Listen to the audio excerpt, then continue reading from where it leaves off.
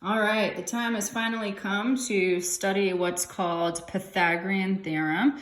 It is a super fancy sounding mathematical concept, but it's quite straightforward, and I think you're going to enjoy how it works. And so what the Pythagorean Theorem allows us to do is it allows us to find missing sides of right triangles. And that's the key. This only works with right triangles, which is why we, learned about right triangles earlier this unit.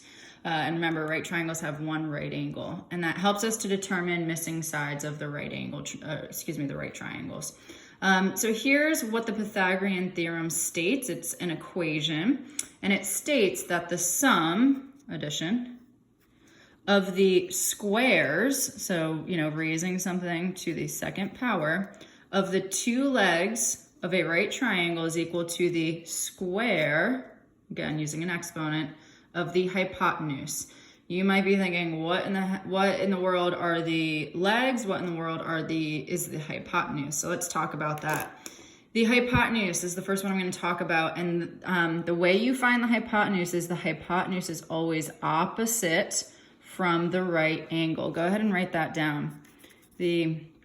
I've got it written down actually a little bit lower. Let me scroll down here.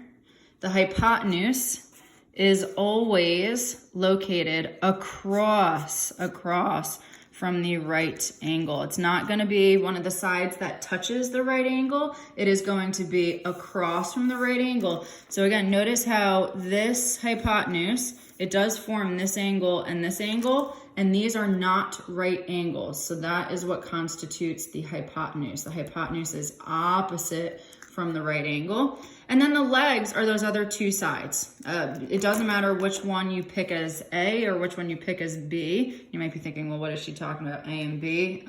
This is the equation we're going to be using and deals with A and B. So the two legs do touch the right angle. So please note that the two legs, those sides are what form the right angle.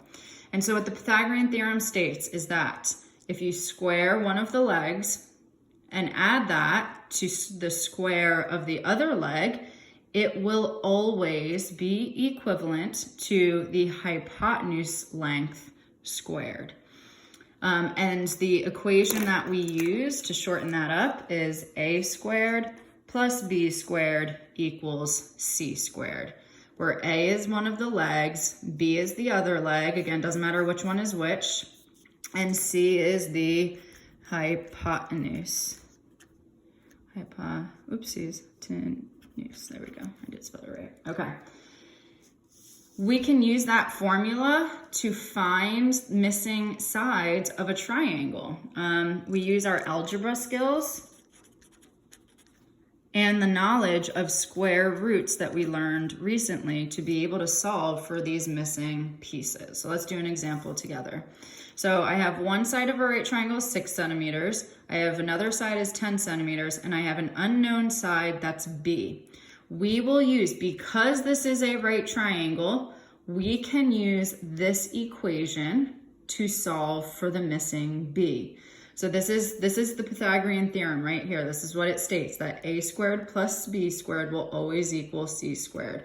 So it's really important that we label our parts correctly. I see that 10 is across from the right angle, so that's your hypotenuse. And hypotenuse is always the letter C. Your legs are 6 centimeters and B. We don't know this amount, so we'll just let B equal B.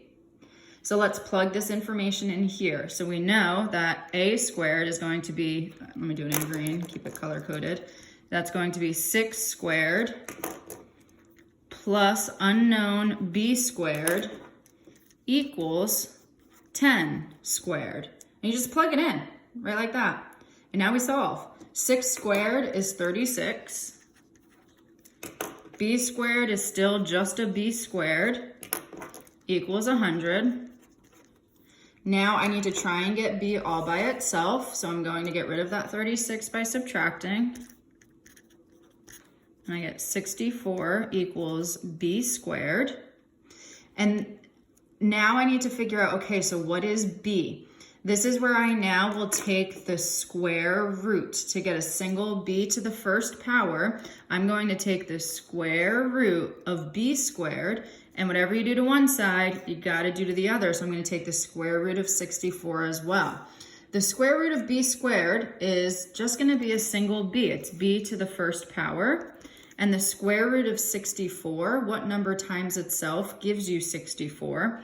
And that would be 8. And we can check our work here to make sure we did it correctly. So we can check by plugging everything back in. We can say, okay, is it true that 6 squared plus 8 squared equals 10 squared? We're not sure right now. Let's say 36 plus 64, does that equal 100? And yes, it does equal 100. So 8 would be our answer. 8 centimeters is the missing side of that right triangle. Let's do a couple more examples together. Let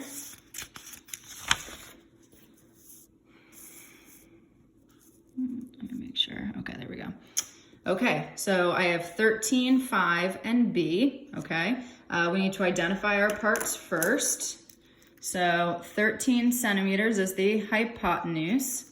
5 and b are the legs.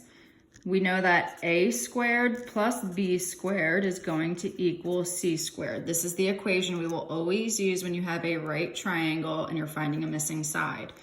Let's let a be the 5, so that's going to be our a side. So 5 squared plus b squared that we don't know has to be equal to 13 squared. 5 squared is 25. 13 squared is 169. Subtract 25 from both sides. We get 144 equals b squared. So b is going to be whatever number you multiply by itself to give you 144. So the way that we can denote that is we can take the square root of both sides. The square root of b squared is just b. And the square root of 144, what number times itself gives you 144? 12. And that would be your answer. This missing side is 12 centimeters. Let's do another example where maybe not one of the legs is missing, but potentially the hypotenuse. So in this case, our hypotenuse is x. We don't know the hypotenuse in this next case, but we do know the legs. So we'll let this be a and this be b. Doesn't matter which one you assign to which, the two legs are interchangeable. We know that a squared plus b squared equals c squared, always. This is the first thing you're always going to start with is the equation. Okay, let's plug everything in. So we 4 squared plus 3 squared is going to equal our c squared. So that's 16 plus 9 equals c squared. 16 plus 9 is 25 equals c squared. We don't want to know what c squared is. We want to know what just a single c is. So we need to take the square root at this point. What number times itself gives you 25? And that answer is 5. C equals 5. And if we plug everything back in, is it true that 4 squared plus 3 squared equals 5 squared? Yeah, it does, because this ended up being 25, and 5 squared is also equal to 25.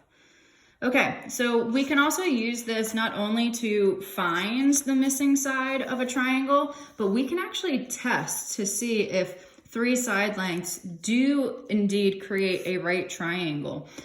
So it turns out if a triangle with certain side lengths, if it is indeed a right triangle, the Pythagorean theorem will always work for it. If the Pythagorean theorem doesn't end up working, like we're going to see in a couple of these examples, it means that that triangle physically cannot be a right triangle. It means that given those side lengths, there's no possible way that that triangle can form a 90-degree angle. It would either be an acute triangle or obtuse. It would not be right. So let's do some examples so we can understand what that means. So here's what we're going to do. We're going to plug in all of the side lengths we're given into the equation. If the equation ends up working out and you have 2 equal things on either side, then it's a right triangle. Yay! If the equation is false, so if we end up having 2 unequal things on either side, then it does not form a right triangle, which is still okay. It's still forming a triangle, it's just not a right triangle. All right, let's go ahead and jump in with some examples. So we know a squared plus b squared equals c squared. Oh, and something I do need to make note of. Sorry, I didn't add this in here. Go ahead and put a star and write this down, please. The hypotenuse is always the longest side. That'll help you to figure out, well, which one of these three numbers do I assign to c squared? It's always the longest side. So please write that down. It's really important. All right, so let's plug this in. So we know 5 squared plus 12 squared. We need to know, does it indeed equal 13 squared? I don't know. Let's do the math and see. Is it true that 25 plus 144, does that indeed equal 169? Let's see. Yep. Whoops. Sorry. 169. Oh, and I wrote the same thing over there. Sorry. 169. 25 plus 144 is indeed 169, and that does equal the 169 on the other side. So this is a right triangle. Let's do another example and see if that forms a right triangle. 2, 4, and 6, we're going to test to see if these sides form a right triangle. And we're going to do that by using Pythagorean Theorem. A squared plus b squared equals c squared. So does 2 squared plus 4 squared, does that equal 6 squared? We're not sure. I'm going to put a question mark on top of the equal sign because we're not sure. 4 plus 16, does that equal 36? 20 does not equal 36. So this is not a right triangle. That is not a right triangle because Pythagorean theorem did not work for it, and that means it cannot physically be a right triangle. Let's do 2 more together and then practice this skill on your homework worksheet. 9, 12, and 15. Let's see if a squared plus b squared equals c squared in this scenario. Does 9 squared plus 12 squared, does that equal 15 squared?